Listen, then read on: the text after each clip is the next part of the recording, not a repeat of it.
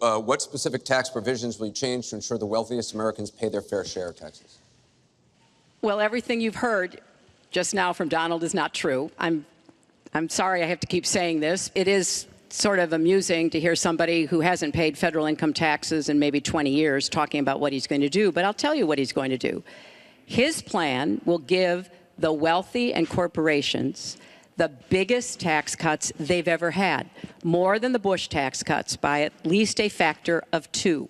Donald always takes care of Donald and people like Donald, and this would be a massive gift. And indeed, the way that he talks about his tax cuts would end up raising taxes on middle-class families, millions of middle-class families. Yes, when I was a senator, I did vote to close corporate loopholes. I voted to close, I think, one of the loopholes he took advantage of when he claimed $1 billion loss that enabled him to avoid paying taxes. I want to give the chance to respond. I just want to tell our viewers what she's referring to. In the last month, taxes were the #1 issue on Facebook for the first time in the campaign. The New York Times published 3 pages of your 1995 tax returns. They show you claimed a $916 million loss, which means you could have avoided paying personal federal income taxes for years. You've said you pay state taxes, employee taxes, real estate taxes, property taxes.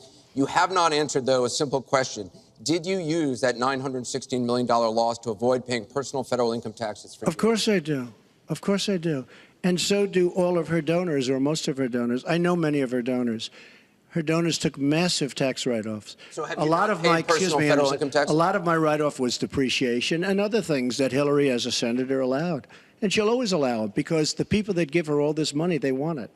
That's why. See, I understand the tax code better than anybody that's ever run for president. Hillary Clinton, and it's extremely complex, Hillary Clinton has friends that want all of these provisions, including they want the carried interest provision, which is very important to Wall Street people.